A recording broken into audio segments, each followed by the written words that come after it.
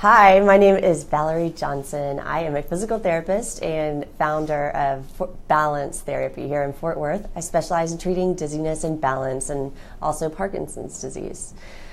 So if you can hear me, please give me a thumbs up, make a comment, tell us where you're listening in from, and say hello. Also, I want you to meet Dr. Allison Geimer. Hi guys, I'm Allison. I also have my own practice, mainly in the North Fort Worth, Mid-Cities area, treating Parkinson's. I'm also the owner and head coach of Rock Steady Boxing DFW. If any of my clients are here, tell us hello. Valerie, what are we going to be talking about today? Well, we're going to be talking about the benefits of exercise. So exercise is actually at the forefront of treatment for Parkinson's alongside medication. So there are many benefits to exercise. If you're interested in reducing your symptoms, being able to move more easily, reducing your falls, and slowing the progression of your disease, then exercise is going to help you do that, and you've come to the right broadcast. So thank you for being here, and let us know if you have any questions along the way. We will address them at the end. All right, so exercise, if you wanted to think of it as medicine, you could. It has many benefits, and it protects your brain, so it protects your old neurons, and it helps you grow new ones. So you're literally changing the physiology of your brain through exercise. What happens is the old way of movement, the pathway in your brain, it's just not working anymore. It's gotten tired. So you've got to establish a new way of moving and a new pathway in your brain that makes movement easier. The exercise is the only thing that can actually slow the progression of the disease. So medication it treats symptoms, and that's important. But people who exercise regularly are on less medication.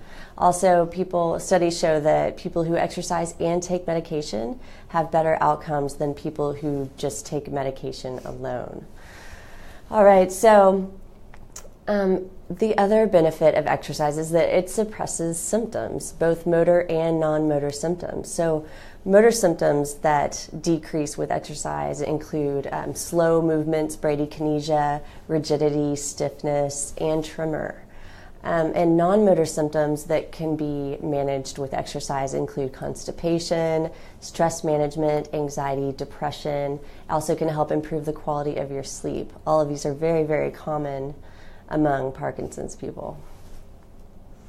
All right, so with these very specific exercises that we're going to tell you about, there are specific Parkinson's exercises and therapies that are aimed at treating your specific symptoms. So I want to tell you some of the goals and what you should be getting out of your exercise program as you get better, all right? So the first thing is being able to cue internally, all right? So what that means is over the course of several years, without your knowledge, your brain has been slowly taking away your ability to perceive your own movements.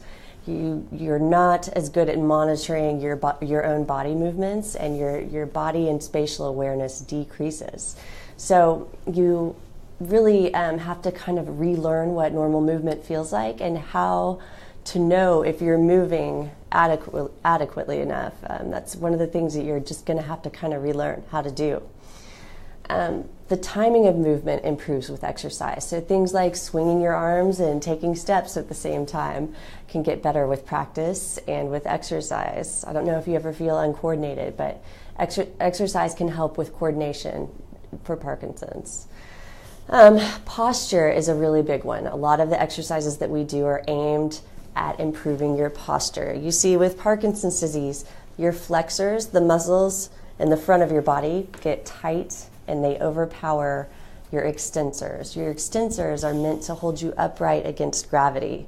So as you get tighter and stronger in your flexors, your extensors get overstretched and weak, and functionally that's significant because it shifts your weight forward. All right, so now your center of gravity is shifted forward, and to compensate for that, you bend your knees. You kind of squat down. This is a problem because it makes it harder to balance, and it makes it hard for you to take big big enough steps if your hips are way back there. So we work a lot on posture. Weight shifting. I know Parkinson's is known as a movement disorder, but if you wanted to think of it as a weight shifting disorder, you could. It takes away your ability to effectively weight shift. If we can't shift weight, we cannot move. So a lot of the exercises force you to shift weight, and relearn how to do that. Spine mobility. So, rigidity, stiffness, very common symptom. It's hard to move with a stiff spine. So a lot of the movements and therapies that we do are aimed at unraveling the stiff trunk that you have. A lot of twisting, stretching motions that we do. Transitional movements become difficult with Parkinson's, so you practice those. This is a skill.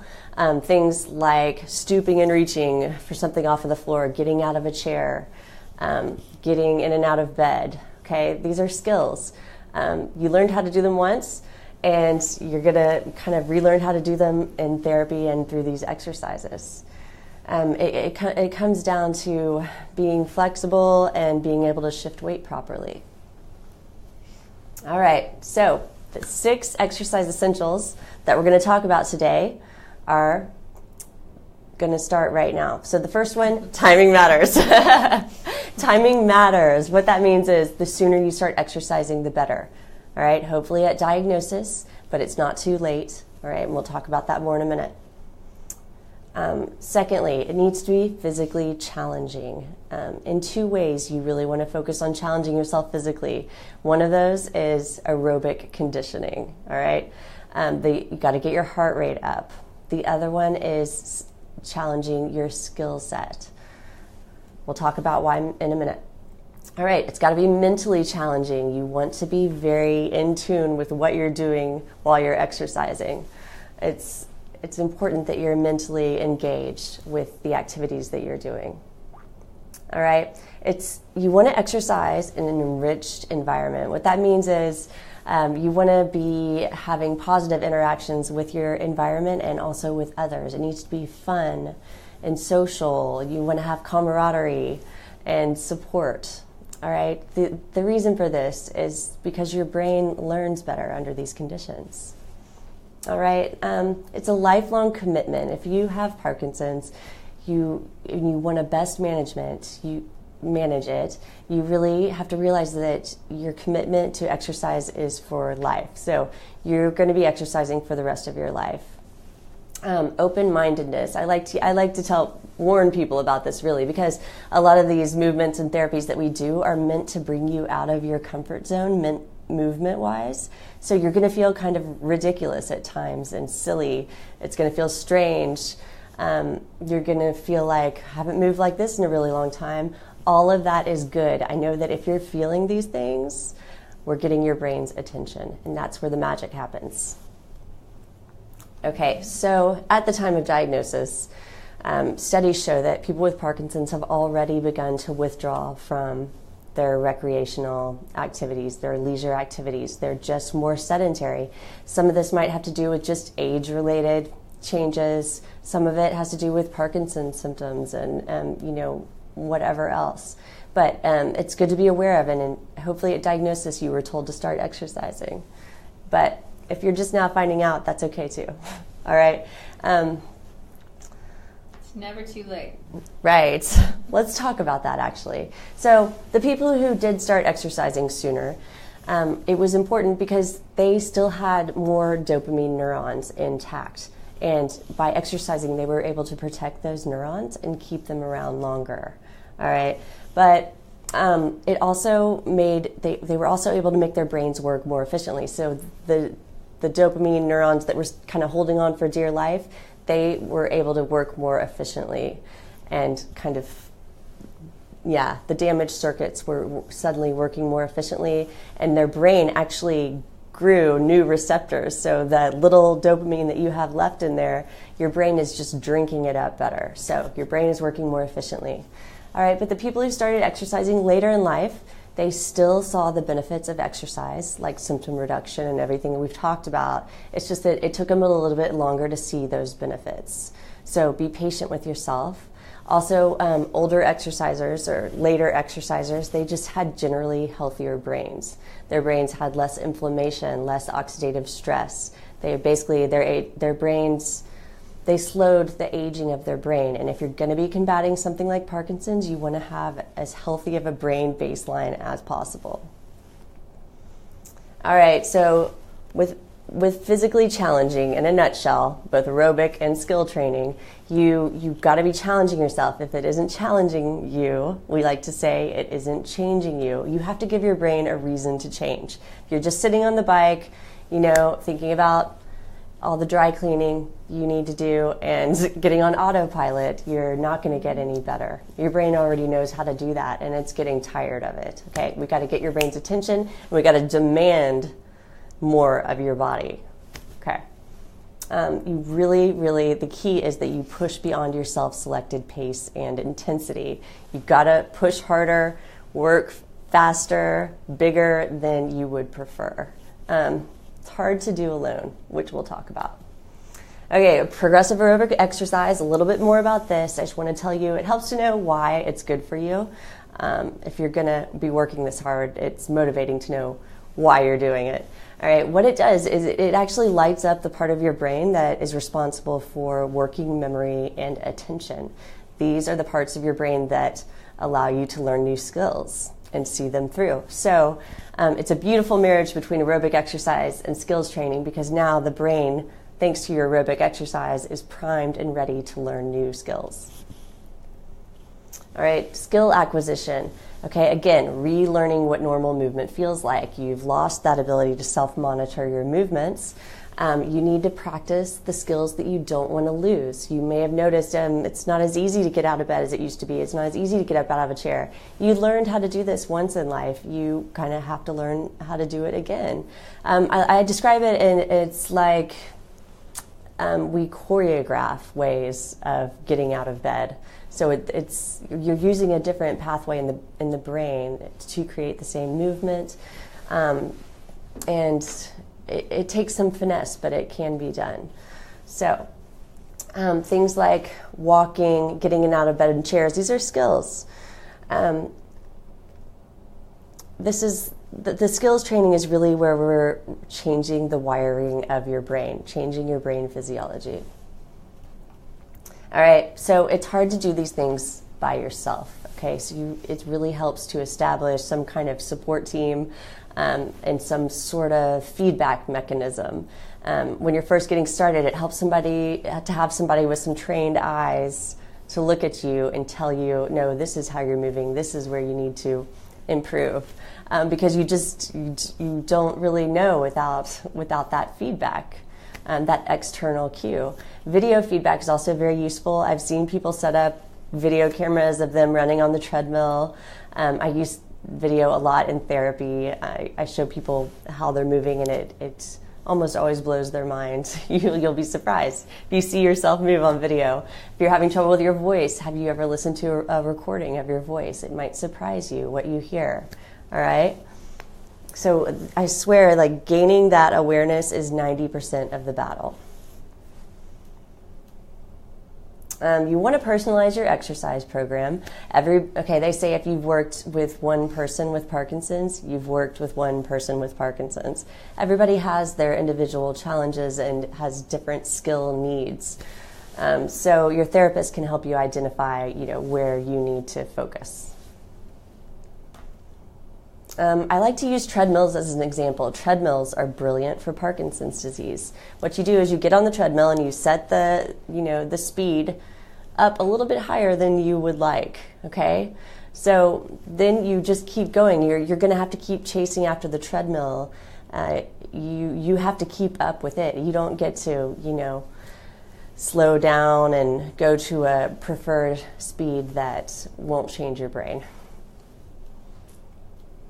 All right, so when we're talking about an enriched environment, this is where, you've got to get creative. It's great if whatever exercise you choose is meaningful to you in some way.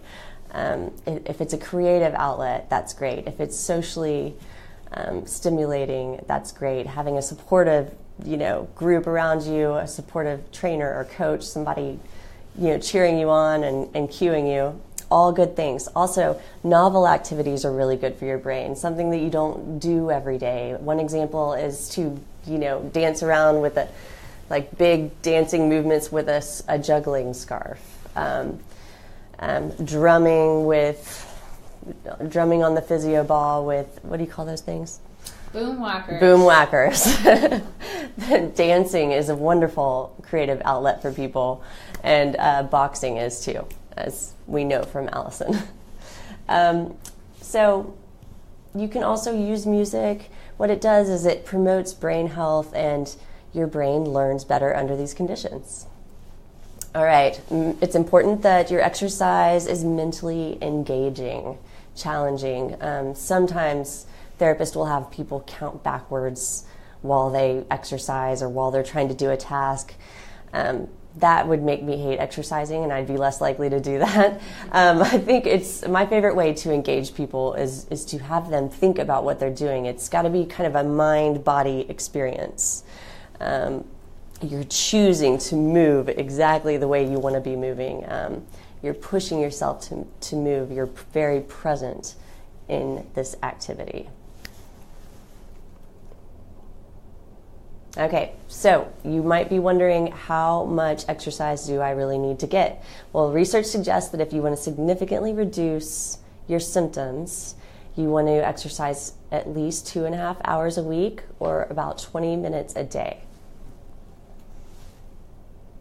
Okay, so just find a team, maximize your medications, maximize your nutrition, check in with your mental health, make sure that you're just on top of your game if you're going to be, taking back control of this condition. Exercising every day can help with these things as well, and just stay educated and empowered. If you're here today for this lecture, then you're one of those people that's getting educated, and that's great.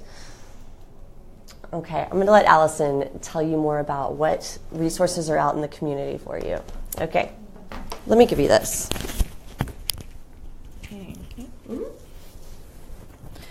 All right, so thanks, Valerie. Very, very useful information. What you might be asking is, how do I know where I should go with exercise? Where do I get started? And the recommendation these days is, as soon as you're diagnosed, you should get set up with a physical therapist. They will then do a movement analysis, and they are best able to determine if you need one-on-one therapy to start. How would I know, what would lead them to think that you need one-on-one assistance right now? If you're having significant balance challenges, if you are having a lot of trouble standing up from a chair, if just moving around the house is super difficult, if you're needing assistance of another person to help you with those things, those are probably pretty good indications that you should start with a physical therapist, so they can get you moving a little bit more independently. They can recommend any assistive devices to help you move a little bit easier around the house, and get you safe and to a point where you can then go and engage in some of these group exercise activities. Where do I find a physical therapist? There are, if you're going to see a physical therapist, I would see one that has extensive training in Parkinson's, which is not going to be just any physical therapist. You can look up, what is the LSVT website? I think lsvtglobal.com. .net. Valerie says .net. lsvtglobal.net. Try .net or .com, but it is LSVT Global. That is the creator of the BIG program, which is the big name therapy for people with Parkinson's. And they have a list of all the therapists in your area that are certified in that technique. It's pretty intensive. It's a 4-week protocol. They really want you to come 4 times a week for 4 weeks. But if you haven't had any therapy and you're having quite a bit of difficulty moving around, it's an excellent place to start. Okay. The other way to find a therapist in your area that is knowledgeable in Parkinson's is a Power certified therapist, and you can look them up on the website too. What is their website? I think it's powerforlife.com. That sounds right. If you Google Power, and when we say Power, it's PWR, acronym PWR for life, or Power for Parkinson's. If you Google that, you will pull up their website, and they will have a list of Power certified therapists in your area. Power is an extension of the BIG program. It is less of a strict protocol, and both of these therapies emphasize big, fast, large amplitude movements, which is what we're lacking typically when we have Parkinson's, and that you may not even realize. So it really primes that system to start moving bigger, faster, in a more normal fashion. So after that, once you're dismissed or discharged from therapy, I would recommend that you follow up with them at least once every 6 months. Just like you're going to follow up with your neurologist, you want that therapist to make sure that you are not regressing in your mobility. And you may think, I'm fine, but sometimes it's easier for others to see that than it is in ourselves. So, all right, you're done with therapy, and you don't have to wait till you're done with therapy, but or you don't need a therapist. They see you, they say you're independent, you look awesome on all of our standard mobility tests. Then I would recommend definitely starting a regular exercise program. So you have options for that. Again, you can do it on your own, but if you're just getting started, particularly if you've never really been that much into exercise, I would get somebody to help you out getting started. So that could be a trainer, and I wouldn't go to just any trainer. I would find somebody, one that's certified for sure, but that has at least some experience with a neurological population or an older population, so that they know what to look for specific to your issues. They're not all the same. If you need recommendations on who to look for, we can certainly post those and recommend some folks. Okay. If you say, I really need that extra push, I need other people around me to encourage me and build me up and make sure I'm coming and call me when I don't show up, which I would. So it definitely helps. Then you can look for a group class. There's lots of options. One of those is Rock Steady Boxing. Okay. You may think boxing, hey, that sounds crazy intensive, and I could never do that. And you would be wrong. So if you want any information on that, you can go to our website, rsbdfw.com. But we have classes 3 days a week, and we have different levels. So we range from somebody who's running almost every day a week, that you would, just looking at, if you didn't know anything about them, could not tell they have Parkinson's, to people that are in a wheelchair and need people to help them move around. So we split those classes up so that it's not too slow for some folks, it's not too fast for others. And the good thing is we do a full assessment before you start. So if you have any other underlying issues, health issues, or orthopedic injuries, we always can modify what we're doing for you. Other options, the local YMCA, I know the Bedford YMCA in the area is about to start a Pedaling for Parkinson's class. I'm not sure if they're doing that at other YMCAs around, but the Bedford YMCA would be able to tell you that, and we can post that information up on our site here in a little bit as well. But cycling has been found to be a really good activity for Parkinson's. Again, not a leisurely bike stroll around the neighborhood, more than likely, but think more of like a Sven class where they're really pushing you. You want to stay at that certain level of intensity. Pole walking. Do we know of any specific pole walking classes in the area? Start one. We can start one. So if you would like a pole walking class, in the area, which would be super fun, and is awesome for coordination and balance, etc., and getting outside and engaging in nature, let us know. Send us a shout out. Send us a message on Empower Parkinson's page. Yoga and Tai Chi are really good for balance and flexibility, which many of us, I'm sure, are deficient in with Parkinson's. So the YMCA, most local gyms have a yoga class, probably a Tai Chi class as well. Valerie is starting a Power Moves class at the Tarrant County Parkinson's Support Group on Mondays. Mm-hmm. Yep. Mondays? Yep. Okay, so Power Moves. So her classes will focus on, if you've been through power therapy one-on-one before, this will focus on a lot of the same things. So any of these classes, most of them are going to focus on the basics of what you need for Parkinson's. So if you're going to an exercise class and they're not working on big movements, they're not working on moving faster, they're not working on balance, they're not working on coordination, they're not challenging your brain at the same time, not making you think, strictly doing aerobics, then you're probably in the wrong class. So if you are and you don't know where to go for a class, send us a message and we'll help you out. We're definitely going to post a list by tomorrow of local classes that you can check out, okay? There are also some online programs. If you say, I just can't get out, I don't have anyone to give me a ride, it's just too expensive for me to go to a gym, there are some online options, and we will definitely post those as well. A lot of those, some of those are free, some of those are very, very low cost, like $5 a month. And they are led by experienced physical therapists and instructors, and so they're definitely what we want. They've got those big power, amplitude moves, and we will post those on the Empower Parkinson's page here in a little bit.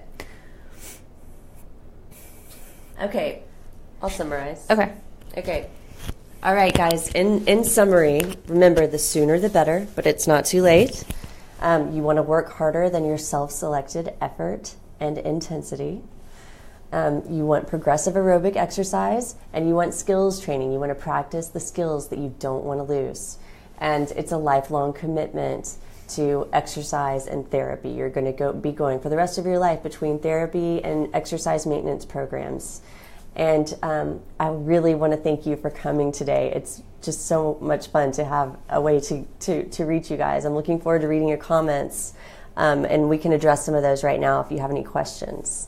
We are going to be back here once a month, so I guess we're going to meet on the second Friday of every month at 4:30, right around happy hour time. And if that helps you remember, right in the middle of the month. So I hope you will join us. Hi, Gary. Hi, Becky. Sorry. That's okay. Hi, Gary. I just met you. Is it Becky Bowen? Yeah. Hi. Thanks for coming. Do we have any? If you left a question and we didn't answer it, we apologize. We are not technology savvy yet, but we will be. We will be hosting informative videos every second Friday of the month. So tune in the second Friday in May. Let us know what you want to know more about. We're thinking of nutrition, mental health. A lot of people, that's probably the most questions we get is about nutrition and mental health issues. But let us know what else you're dying to know that nobody's addressed, and we will be happy to do it. Sounds good. Do you want to answer any specific questions? I'll tell you what, if we don't get to your questions right now in this video, we will stay after and go through them and answer them. So Lynn Johnson says, exercise just once a week will help? According to the research, if you exercise once a week for 2.5 hours intensely, it should help, yes. But, I mean, I really think ideally you should be doing 20 to 30 minutes of exercise a day. That's my 2 cents. Thank you, Riley. So Riley's clarified the websites. Oh, thank you, Riley. Okay, so if you're looking for a big certified therapist, lsvtglobal.com. I'm so sorry. It's okay. And Power Certified. So that website is www.pwr4, so the number 4, life.org. Excellent place to start. Awesome. All right. Is that it? Great. Thank you, guys. Thanks for tuning in, guys. All right. Have a great day.